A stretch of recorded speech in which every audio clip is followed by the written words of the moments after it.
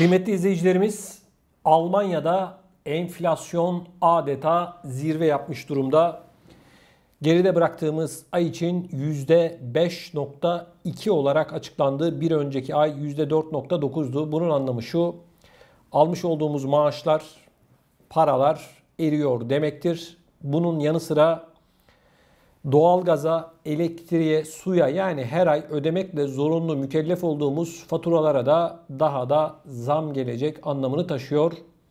Önümüzdeki Ocak, Şubat ve Mart ayının ciddi anlamda sıkıntı içerisinde geçmesi bekleniyor. Vatandaşın normal şartlarda mevcutta harcamış olduğu parasının en az %10 daha fazla faturalara ödeme yapması bekleniyor. Değerli izleyicilerimiz, koronavirüs döneminde dünyanın hemen hemen bütün ülkeleri etkilendi.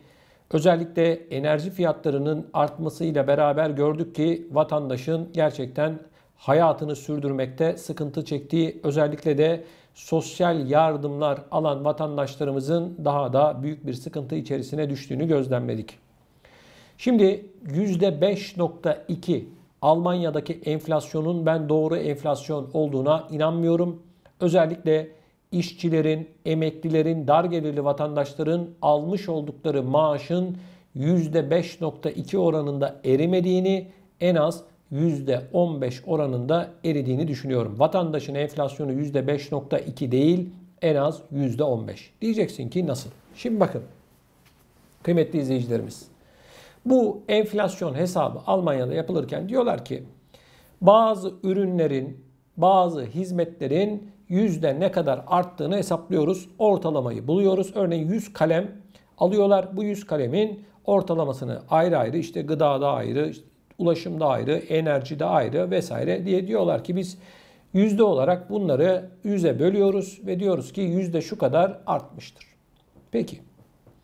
Şimdi emekli almış olduğu maaşla ne yapıyor? İşçi almış olduğu maaş ya da sosyal yardımla ne yapıyor? Ben size söyleyeyim.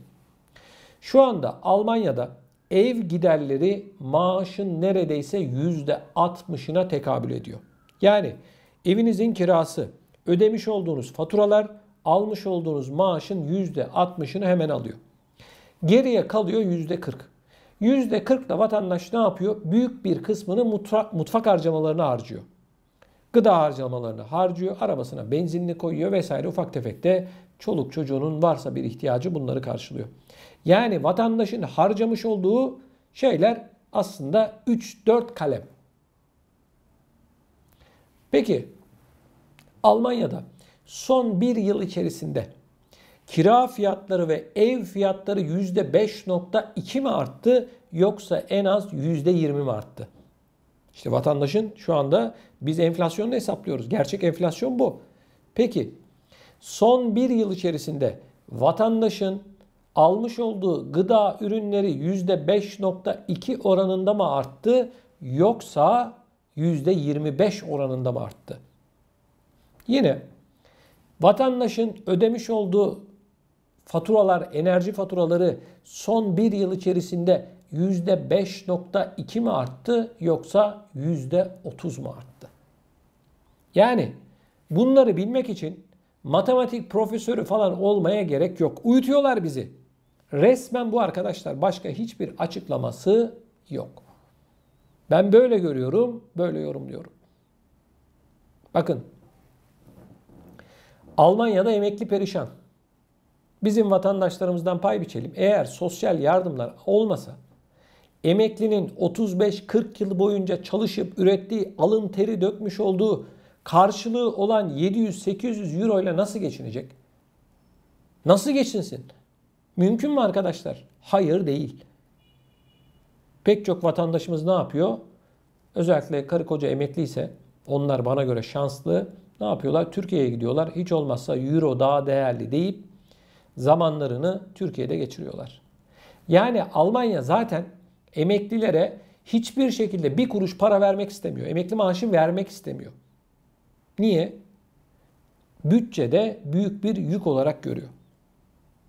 Bunu yeni gelen başbakan da yapacak. Bundan sonra gelecek olanlar da aynı şeyi söyleyecekler. Emeklilik yaşını neden 68 yaşına yükseltmek istiyor Almanya ya da diğer Avrupa ülkeleri? İşte bu yüzden maaş vermek istemiyorlar. Maaş vermek istese der ki herkes işte 58 ya da 60 yaşında emekli olacak der. 68 yaşında emeklilik ne demektir arkadaşlar? Mezarda emeklilik demektir. Evet, bu başka bir şey değil. 68 yaşında sen vatandaşını emekli edeceksen ben sana maaş vermek istemiyorum, senin yaşamanı istemiyorum, nefes almanı istemiyorum. Sen benim sırtımda bir yüksün demek. Benim gördüğüm, gözlemlediğim bu arkadaşlar. Şimdi kıymetli izleyicilerimiz bakın. Avrupa artık eski Avrupa değil. Bundan sonra Avrupa'da yaşayabilmek daha da zorlaşacak. İşte tablo ortada. Sosyal yardımlara ne kadarlık zam yaptılar? 0. Koronavirüs geldi arkadaşlar, şu anda da zirvelere ulaşmış vaziyette. Esnafa yapıldı, iş yeri sahibi olanlara yapıldı. Peki işçiye, emekliye, dar gelirli olan bu vatandaşlarımıza ne kadarlık korona yardım yapıldı? 0, 0, 0. Bir kere bu siyasetçiler şunun hesabını yapıyor. Mart ayından sonra bu kaybedilen vergileri nasıl geri alırız? Vatandaşın sırtına nasıl bineriz? Bunun hesabını yapıyorlar. Göreceksiniz Mart ayından sonra Almanya başta olmak üzere Avrupa'nın pek çok noktasında yeni vergiler hayata geçirilecek. Ben bunu görüyorum, bunu gözlemliyorum. Diyecekler ki korona döneminde ülkemiz şu kadar vergi kaybına uğradı. Ya da diyecekler ki verdiğimiz bu korona yardımlarını hadi bakalım pamuk eller cebe, geriye ödeyeceksin ya da ne zaman ödeyeceksin, ödeme planını bize getir diyecekler ki bazı vatandaşlarımızdan bunları istiyorlar. Ben de soruyorum. Nerede sizin sosyal devlet olmanız? Sosyal devlet demek 100 yılda bir meydana gelen böylesine büyük bir salgın döneminde vatandaşının yanında olmak demektir. Koronavirüs dönemi bakın çocuğu olanlara her aileye hiç olmazsa 3-5 aylığına 6 aylığına en az 1000'er euro yardım yapılamaz mıydı? Yapılamaz mı bundan sonra? Hiç olmazsa Mart ayına kadar, Mart ayından sonra vaka sayılarının düşmesi bekleniyor. Vatandaş bir nebze olsun daha da rahat günlerini geçirir. Şimdi diyeceksiniz ki o amma attın 1000 euro verirler mi? Kardeşim para mı yok? Ben Mozambik, Uganda'yı anlatmıyorum ki sana. Almanya'yı anlatıyorum. Dünyanın en büyük ekonomilerinden bir tanesini anlatıyorum. Yeter ki vermek istesinler. Merkel geldi geçti emekli oldu gitti. Kaç para yardım etti? 0. Arkadaşlar lafa gelince biz sosyal devletiz. Tamam sosyal devlet olduğunuzu gösteren güzel yanlarınız var ama yeterli olmadığını anlatmaya çalışıyorum. Bu nedir arkadaşlar? Marketlerde, çarşıda, pazarda yangın var. En ucuz marketler, hadi Aldi diyelim. Aldi'deki satın almış olduğumuz gıda ürünlerinin fiyatları son bir yıl içerisinde ne kadar arttı? Özellikle hanım izleyicilerimiz lütfen videonun altına yazsın. Geçen yıl almış olduğunuz makarnanın fiyatıyla şu an almış olduğunuz makarnanın fiyatı aynı mı? Makarna diyorum bak. Hani avokado demiyorum ya da başka lüks bir şeyi et falan demiyorum bak. Makarna diyorum.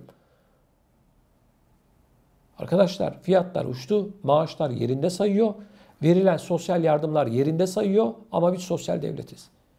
Kasayı kilitlemişler, anahtarları da ceplerine koymuşlar. Gece de pantolonlarını falan çıkarmıyorlar ki biri kasanın anahtarını alır. Bu millete hiç olmazsa 300-500 euro yardım yapar diye korkuyorlar. Bunların şeyi bu, hikayesi bu. Ben böyle görüyorum, böyle gözlemliyorum. Ya emekli zaten zor geçiniyor. Vatandaş çoluk çocuğu var. Bu dönemde tüketimleri arttı. Daha fazla evde kaldı. Daha çok gıda tüketimi oldu. Daha fazla fatura ödüyor, enerji harcıyor, elektrik harcıyor. Bunu bilmiyor mu sanıyorsunuz siz? Hepsi biliyorlar. Ama işlerine gelmiyor. Nasıl olsa alışmış bu millet diye hiç önlerine bakıyorlar. Sağa sola bakmak yok. İstedikleri hedefe doğru gidiyorlar. Değerli izleyicilerimiz, siz de lütfen görüşlerinizi videomuzun altında bulunan yorum bölümüne yazarak bizlere iletin. Bunun yanı sıra gündeme getirilmesini istediğiniz konular varsa da lütfen bunları da yine videonun altındaki yorum bölümüne yazarak bizlere ulaştırın. Biliyorsunuz ben tüm yorumları tek tek okuyorum.